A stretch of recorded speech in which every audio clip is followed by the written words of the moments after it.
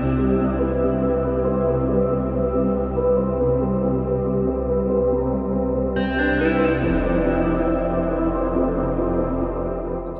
guys, welcome to my brand new YouTube channel.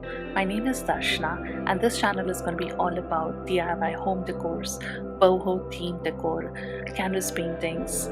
So do hit the subscribe button and click the bell icon to always be notified of my new videos. So today's video is all about DIY punch needle cushion video. For this project you need a monk's cloth, you need punch needle and some yarn. So I went ahead and ordered mine from Amazon. I wouldn't recommend this punch needle that I'm using just because it wasn't quite good of a quality, but I have switched my punch needle later on in the video, so keep an eye out for that, and I would highly recommend you to buy one of those kind of punch needles. If you buy the punch needle kit, it will come with some of these accessories that can help you add your yarn through the punch needle. So I went ahead and got one of those kits, so you can do the same, or you can use something else to just get the yarn through the needle. So I sketched out some pattern on my monk's cloth to begin with, and you can do the same. I'm just using a regular pencil, and this side would be the back side of the whole design. So you need to use an embroidery hoop to tighten your monk's cloth before you start using the punch needle.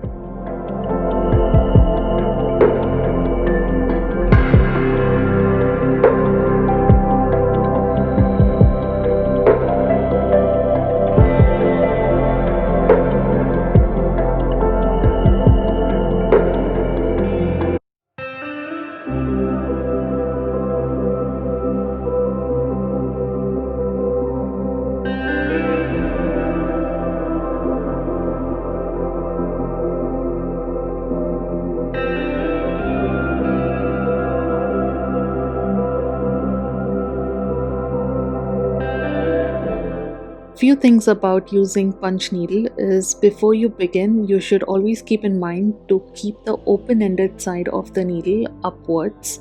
So you'll always use that as the guideline for how you turn your designs and how you start punch needling. So once you make your first hole, pull out that extra yarn from the other end of the punch needle. And you should keep in mind that there should never be tension in the string, because that's just going to open your loops.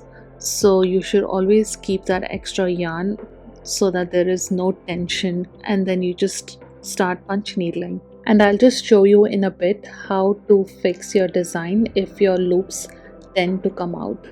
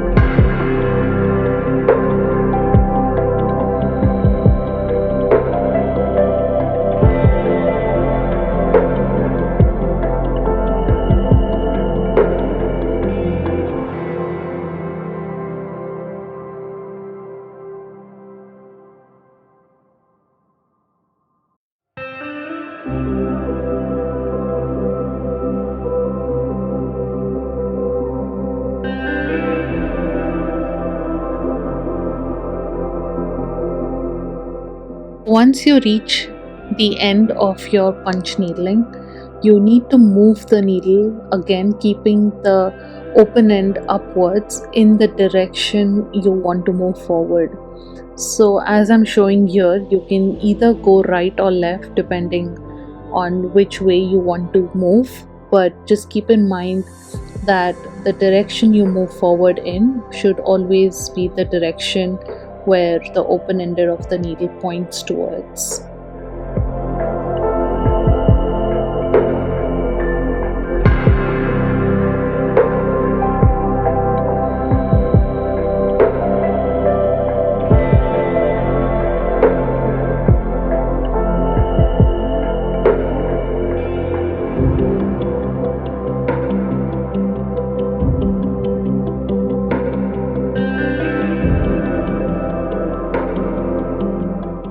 This is how you fix your design if your loops start to come out. So all you have to do is make sure that you pull the yarn in such a way that the tip of the needle is close to the monk's cloth and there's no extra yarn hanging between your monk's cloth and your needle. And once that's done, you just continue as you did, punch needling, and that should take care of it.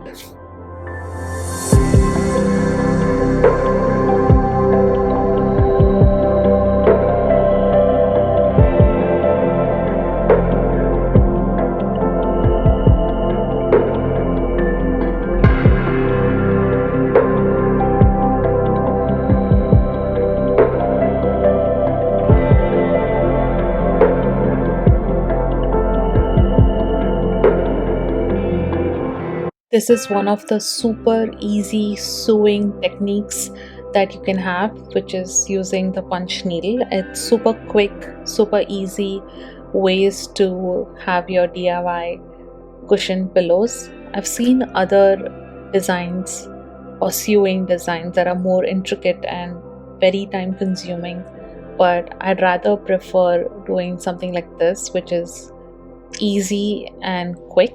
So I'm pretty sure you can give it a go. This was my first time using punch needle and even learning about how to use it. So if I could do it, I'm pretty sure everybody out there can do it.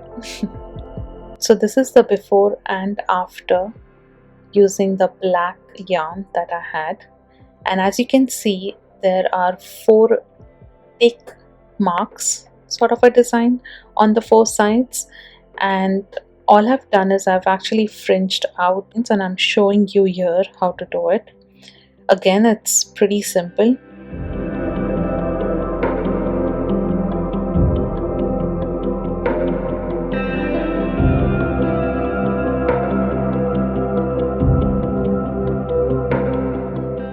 This is the pattern that I'm hoping to get, that fringe look.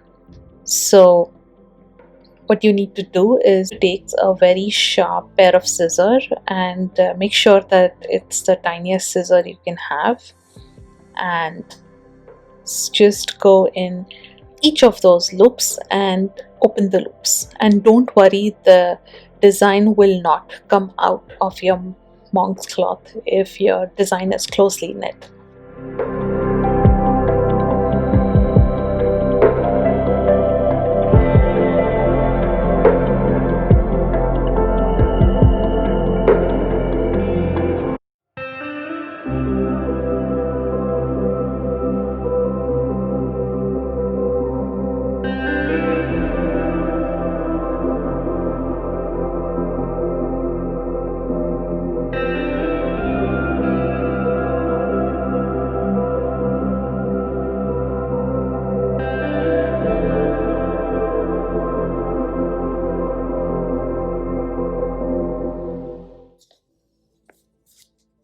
Next, I took a green yarn, and again I'm using this for the other pieces of my design, and I'm going to show you where all I've used it just in a little bit.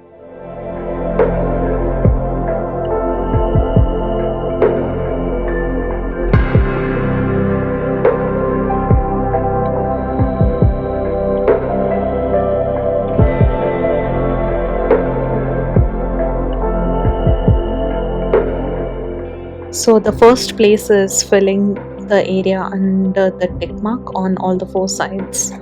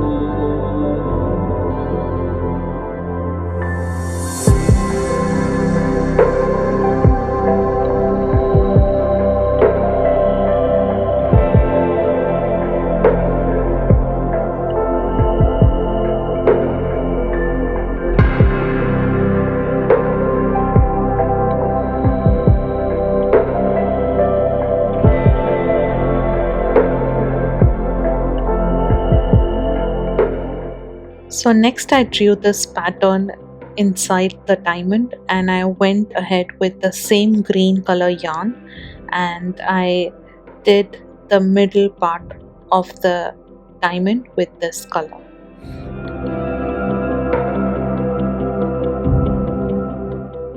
You can always cut out the extra strings that of the yarn that are hanging out on your front side, and you don't have to worry about the knots to open because it's not going to open. It's secured in its place.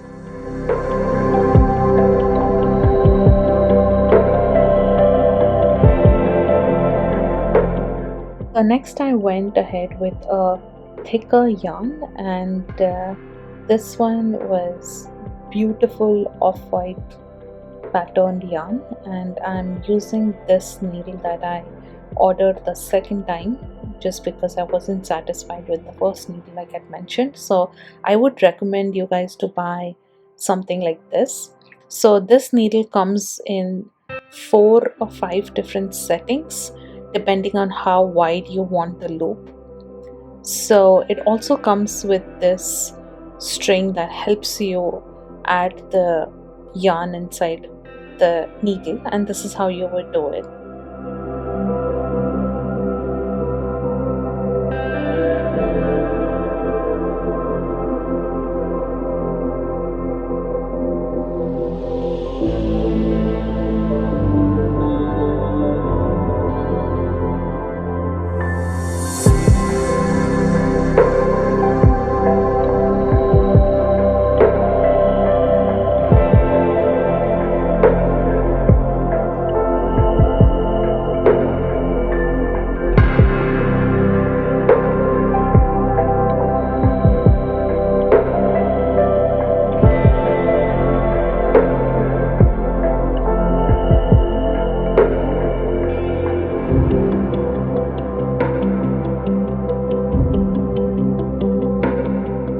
So the way the setting works is the higher you go on your setting, the higher you go on your needle length, which means your loops would be bigger. So the length that I went with was, I think, length C, and these loops were a little bigger than the ones that I already have on the design, and I wanted that dimension, so that's why I went ahead with the extra height on my loops.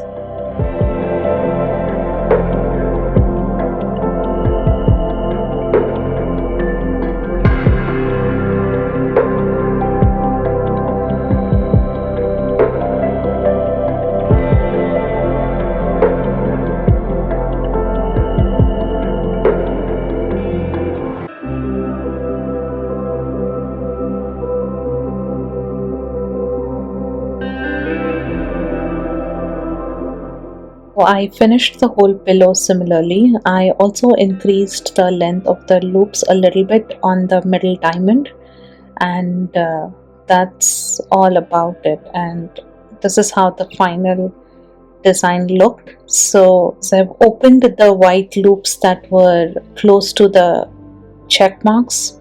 So these ones I've opened, but I have kept the loops the same in the inner larger diamond design. So as you can see, these loops are intact, and the middle section again I have opened the loops, the black and the white. You can get tons of mid-century modern boho design inspirations on Pinterest, and maybe try Punch.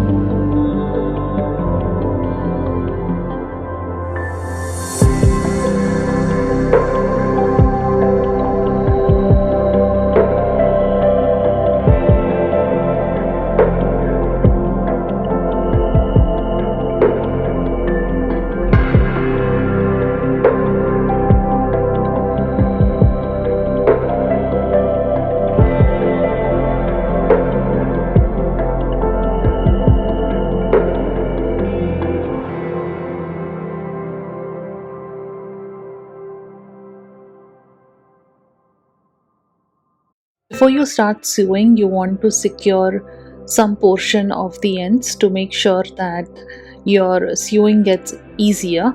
And I started off with the blanket stitch. I wasn't satisfied with the stitch, so I wanted to add another stitch, and I did a baste stitch, and which is similar to a running stitch. So I did that, and I also did that on one side of the pillow, and I did it partially on the other end, enough for me to get access to add in my pillow stuffing.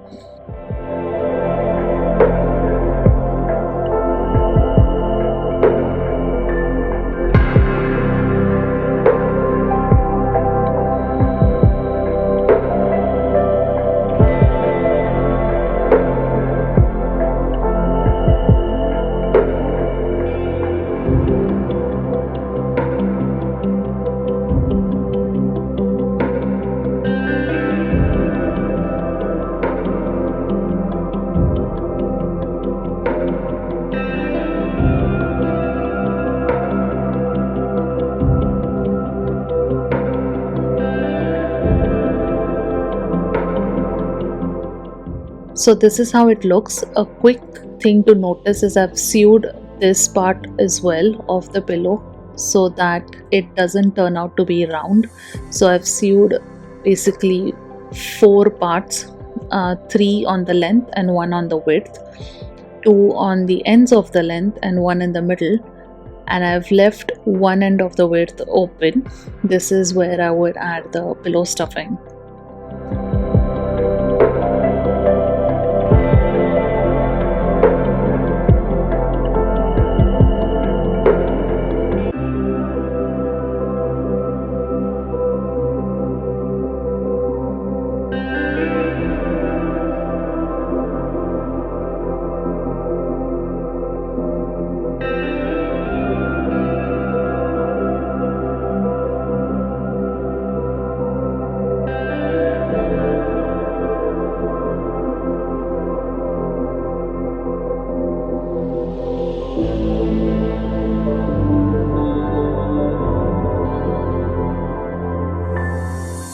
So after adding the pillow stuffing, I am sealing this end of the pillow cushion using an invisible stitch, or you can also call it the ladder stitch.